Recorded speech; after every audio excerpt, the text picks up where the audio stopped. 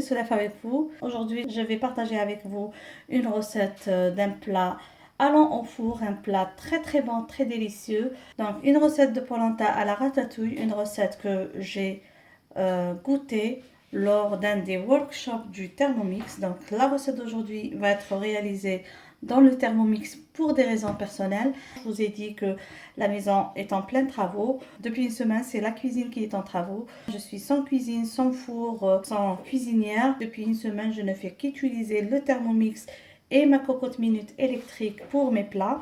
Donc aujourd'hui, je voulais tout de même partager avec vous une recette qui se fait au Thermomix, mais qui se fait sans le Thermomix facilement. Le Thermomix ici, je vais l'utiliser pour la cuisson du polenta. Vous pouvez toujours faire la cuisson du polenta dans une casserole.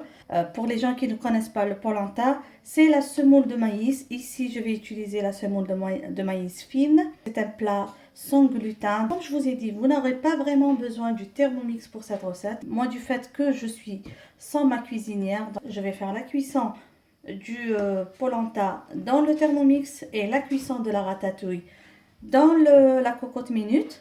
Je vais préparer le plat et l'envoyer à ma voisine. Eh bien oui, parce que la cuisson va être au four pour juste gratiner. Alors directement, on va passer à la préparation. Devant vous les ingrédients pour la recette. Donc on va avoir une couche. Donc ça va être une couche de polenta cuit. Et par-dessus une couche de ratatouille garnie avec du fromage. Pour la recette, on va commencer par... personnellement, je vais commencer par préparer la ratatouille que je vais cuire dans la cocotte minute électrique. Vous allez voir la cocotte tout à l'heure. Et le polenta, je vais le présenter en second et que je vais cuire directement dans le Thermomix. Pour la ratatouille, on va avoir besoin de deux gousses d'ail. On va avoir besoin d'un oignon. On va avoir besoin d'huile d'olive extra vierge, de poivre. Vous pouvez utiliser du poivron doux, rouge, jaune ou même orange selon votre goût. Moi, j'ai que le rouge. On aura besoin d'une courgette, on aura besoin d'une aubergine, de tomates fraîches. Voilà, donc de la tomate fraîche. On aura besoin d'herbes de Provence, puisque moi, j'ai pas trouvé les herbes de Provence. Je sais pas où est-ce que j'ai mis les épices. Donc, je vais mettre du thym et je vais mettre de l'origan. Et bien sûr, de sel et de poivre noir. Pour la décoration, on aura besoin de fromage fondant. Ici, je vais utiliser le Philadelphia. Vous pouvez toujours utiliser du fromage en portions fondant comme la vache qui rit. Et je vais avoir besoin d'un peu de parmesan. Donc ça, c'est pour la décoration. Pour le polenta, je vais avoir besoin de semoule de maïs. Donc, cornmeal ici en England. Donc, vous voyez, ça s'appelle polenta fine ou bien tahine dora naim. Donc c'est de là je n'ai trouvé que la fine. Vous pouvez toujours utiliser la moyenne. Je vais avoir aussi besoin d'un peu de beurre, d'un cube de bouillon de légumes et un peu de sel ainsi que de l'eau. Donc maintenant on passe à la préparation. Comme vous avez vu, moi j'ai du parmesan en morceaux. Je vais le hacher dans le bol de mon Thermomix. Donc c'est pour ça que j'aime le Thermomix. Vous pouvez l'utiliser comme une râpe, comme hachoir, comme fouet. Franchement, là avec les travaux, il était très efficace parce que je l'utilisais tout seul. J'avais pas besoin de faire sortir tous mes autres appareils. Franchement, il m'a beaucoup sauvé la mise durant ces 2 semaines de travaux. Et je n'avais que le Thermomix sur ma table et ça m'aidait beaucoup pour faire et préparer mes plats. Donc je mets le parmesan comme ça. J'ai commencé à déjà hacher. Je mets le couvercle et le gobelet doseur.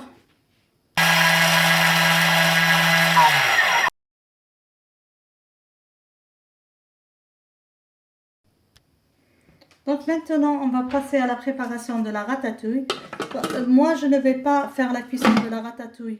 Je ne vais pas faire la cuisson de la ratatouille dans le bol mixeur parce que je suis pressée. Et donc, je ne vais faire cuire que le polenta dans le bol mixeur. Là, je vais juste utiliser pour hacher l'oignon et l'ail. Là, j'ai dégermé l'ail pour le hacher. Voilà. Je vais aussi introduire l'oignon.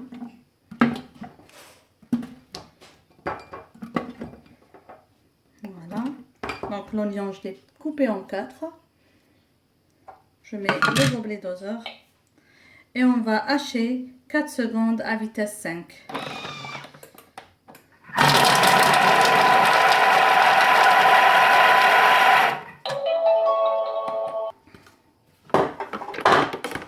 Voilà. Vous pouvez voir comme c'est bien haché. Donc voilà ma cocotte minute électrique. Je vais chauffer l'huile. Je vais mettre l'oignon haché et l'ail pour les faire revenir dans cette huile. Franchement, ces deux appareils m'ont beaucoup aidé lorsque là que je suis sur ma cuisine. Alors comme vous voyez, là j'ai bien fait revenir l'ail et l'oignon et ça a pris une jolie couleur translucide. Voilà. Je vais commencer à introduire le reste des ingrédients. Là, je vais introduire le poivron rouge coupé en lanières de presque 5 mm. J'ajoute aussi la courgette coupée en dés, comme ça. Donc, j'ai coupé en 4 puis en petits dés. J'ajoute aussi l'aubergine coupée en petits dés, donc comme vous voyez. J'introduis la tomate coupée en quart. J'ajoute maintenant le thym.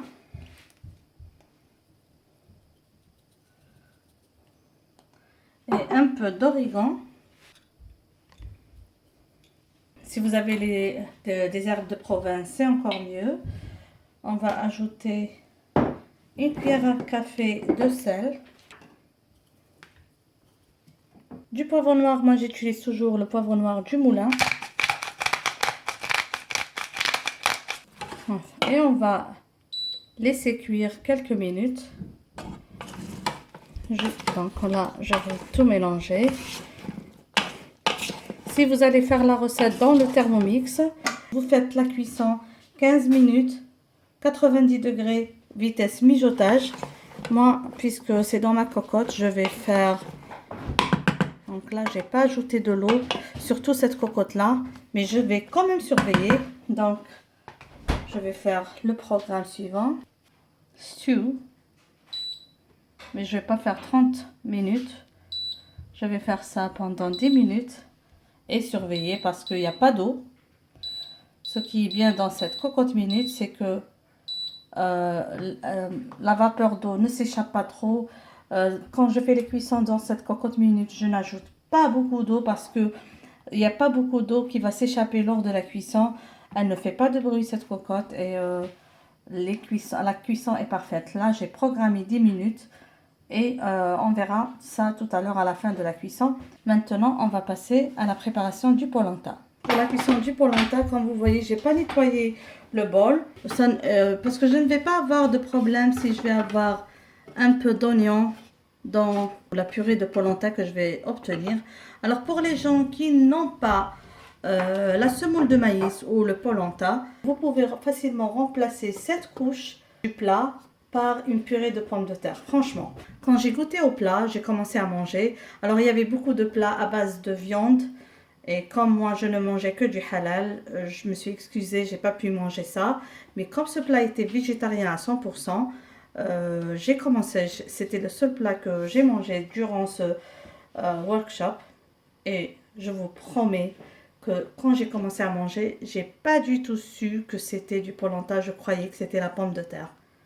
Je vous promets que je pensais que c'était une purée de pommes de terre jusqu'à ce que je lui ai demandé c'est quoi comme recette et elle me dit polenta à la ratatouille. Franchement, j'étais super étonnée. Donc si vous n'avez pas le polenta, si vous ne pouvez pas faire la couche de polenta, vous pouvez juste faire une purée de pommes de terre que vous allez décorer avec votre ratatouille et que vous allez cuire au four. Tout d'abord, je vais commencer par mettre de l'eau dans le bol du Thermomix. Donc j'ai mis 700 g d'eau. Je vais ajouter un cube de bouillon de légumes.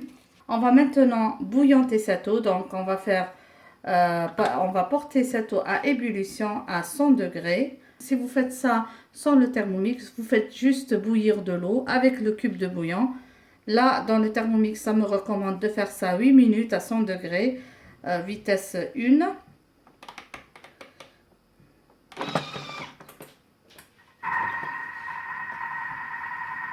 Alors, comme vous voyez, l'eau est arrivée à ébullition. Là, on va introduire le beurre. 20 g de beurre. Et là, je vais commencer à introduire le polenta à travers l'orifice. Comme ça.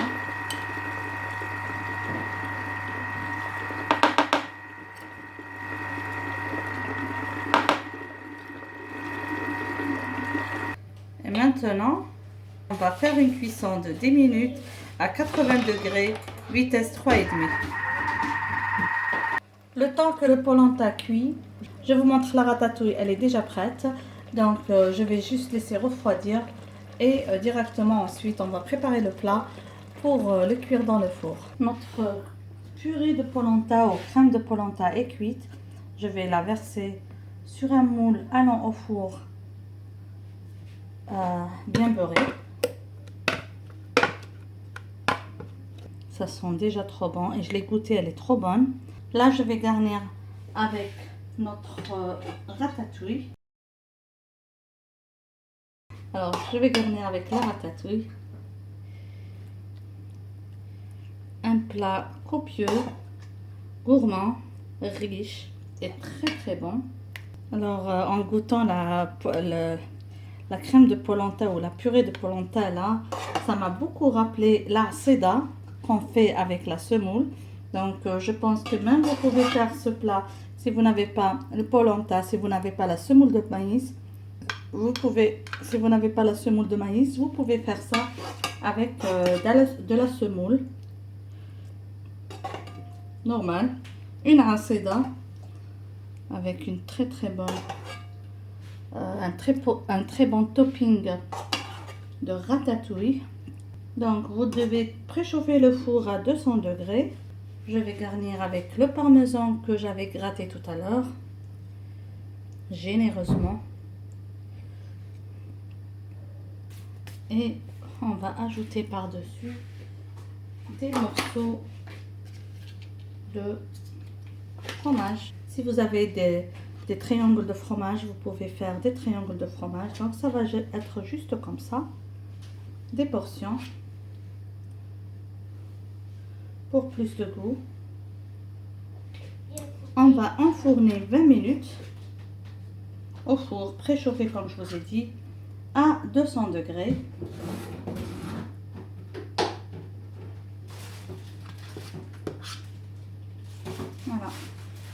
Voilà le plat de polenta à la ratatouille à la sortie du four. Merci à ma voisine pour cette cuisson. Je pense que son four était quand même un petit peu fort et ça a donné une forte coloration en haut, mais reste que je suis sûre que le plat est bien bon. Alors, juste pour vous montrer comment c'est. Alors, on a une couche de polenta et la couche de ratatouille.